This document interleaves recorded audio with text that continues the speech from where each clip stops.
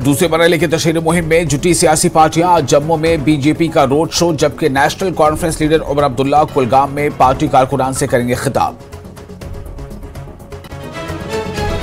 कांग्रेस की आज मीटिंग, भरत सिंह सोलंकी करेंगे मीटिंग की सदारत। इंतखाबात के हवाले से हिकमत अमली पर किया जा सकता है गौर व खौज।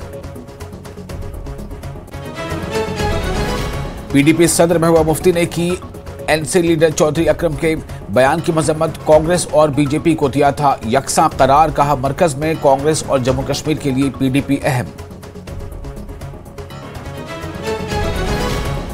जरूरत पड़ने पर नेशनल कॉन्फ्रेंस ने हमेशा बढ़ाया पीडीपी की तरफ दोस्ती का हाथ। उमर अब्दुल्ला का बयान, कहा बीजेपी सियासी फायदे हासिल करने के लिए कर रही है प्रॉक्सियों की हिमायत। आजाद को सही वक्त पर उठानी चाहिए थी हदबंदी के खिलाफ आवाज।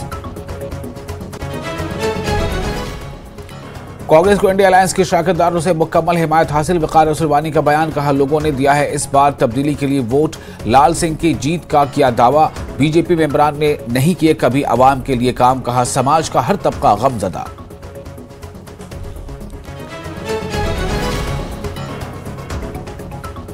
हदबंदी गूगल पर की गई, अमली तौर पर नहीं। डीपीएपी के सरबराह गुलाम नबी आजाद ने उठाया हदबंदी कमीशन पर सवाल। कहा गैर मनसूबाबंद काम की वजह से अनंतनाग और राजौरी के अवाम और सियासी उम्मीदवारों को उठाना पड़ रहा है काफी नुकसान।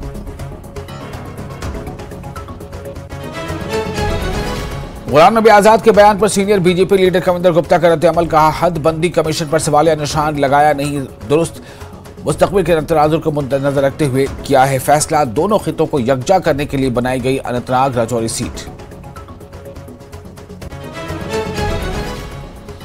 रवां साल जम्मू कश्मीर के लिए इंतखाबात का साल, बीजेपी लीडरान का बयान। कहा आइंदा असेंबली, पंचायत और बलदियाती इंतखाबात में भी मदद करेंगे अवामी जलसे। रवां साल के आखिर में होने की कही बात।